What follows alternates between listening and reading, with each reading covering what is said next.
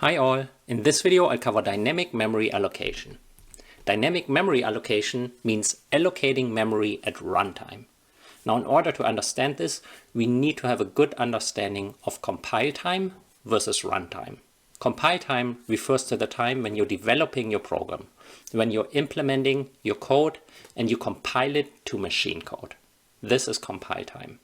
Now after you have machine code, you can execute and run your program. When users interact with your program, they provide input, they get results. This is referred to as runtime. Now why is this important for dynamic memory allocation? Because for static arrays, we need to know the size at compile time. But many times, we only find out the size of a data structure, such as an array, during runtime. This leads us directly to why dynamic memory allocation is important. First of all, the array size is not always known at compile time. As I just mentioned, many times we only find it out during runtime. Second of all, it enables flexible data structures, such as variable length array, linked lists, and so on. And last, it avoids wasting memory from fixed size static arrays. That is because if you don't know the size at compile time, you might as well make a very large array to accommodate all the possible use cases of the various sizes that a user may need during runtime. Here I illustrate what dynamic memory allocation looks like in terms of code. At the top, I create a new variable length array. First, I declare an integer named size, then I read in the size based on the user input, and I create a new array of that size. This is only possible since C version C99 and above. Prior to that, we could only create a static array in C. Now variable length arrays are allocated on the stack. That means we do not explicitly have to manage memory. Variable length arrays behave just like basic variables. They are scoped to the code block they are in. So if I create a new variable length array in a code block, it will exist until the end of the code block and the memory is freed up. Now at the bottom, I create a dynamically allocated array. This requires the include statement of standardlib.h. Just as above, I declare an integer named size. I read in the size from the user input. And then I call the memory allocation function, malloc. As input, this requires the size of the memory that I want to allocate. Now here I want to create an array of integers. So I first check how much memory do I need for a single integer. And then I multiply that by the size, which is essentially the number of elements in the array. This function gives me back a pointer to the very first element. So I declare a pointer here. I call it ARR, short for array. And this points to the very first element of the array. What's important is that this function can fail. If not enough memory is available, it will return a null pointer. So it's very important to check whether null was returned. Also, any memory allocated with malloc has to be managed by the programmer. That means I have to free up that memory when I no longer use it. Let's take a look at an example. In this program, I first added an include statement for standardlib.h. Then I implement the print array function that I went over in my prior videos. Then I declare an integer named size. I prompt the user to enter an array size. I read in that size, and then I create a variable length array.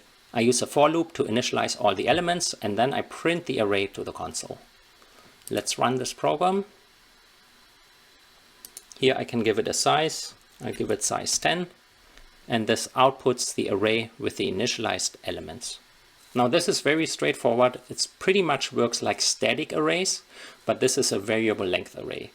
It's also nice because the memory is managed for me. That means if I no longer need the array, I don't have to free up that memory. It's automatically done. This array was declared in the function main. So at the end of the function, the memory is automatically freed up.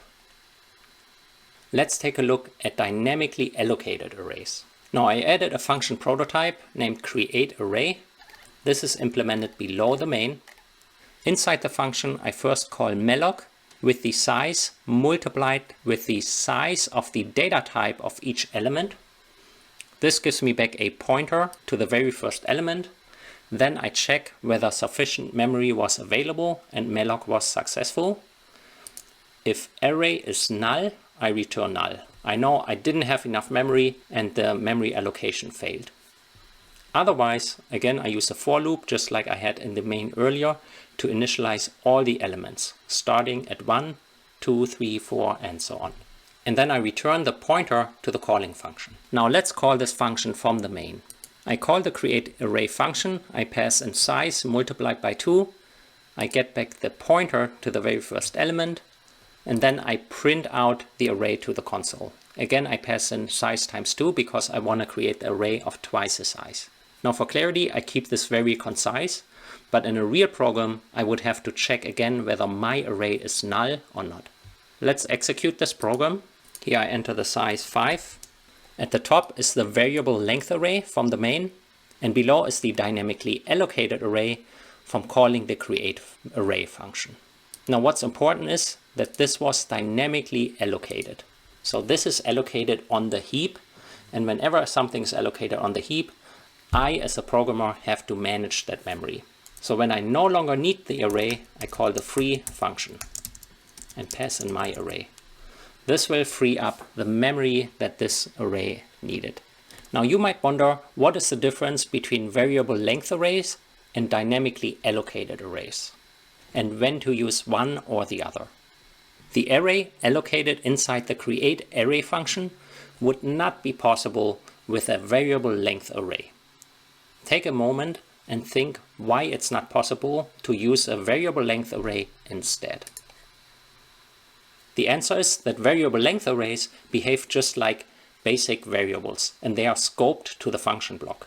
So if I were to create a variable length array inside this function, by the time the function ends, the memory would be freed up, and if I return a pointer to that, it would become an invalid pointer and I would get a segmentation fault. To summarize, use a variable length array when you only need it in the scope that it is declared in. So if I need an array for just the function that I'm in, whether it is a main or if it's another function, and I just need that array within the function, and when the function returns I no longer need that array, you declare a variable length array. However, if you create an array and you want to return that array from that function to use it elsewhere, always use a dynamically allocated array. And last but not least, be sure that whenever you create a dynamically allocated array, to free up that memory when you no longer use that array. Just like I have done here.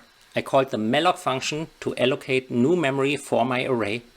Then I returned a pointer to that array so I can operate on that array in the main function. And when I no longer needed the array, I called the free function to free up that memory. I hope this gives you a good overview of when to use variable length arrays and when to use dynamically allocated arrays. Thank you for watching.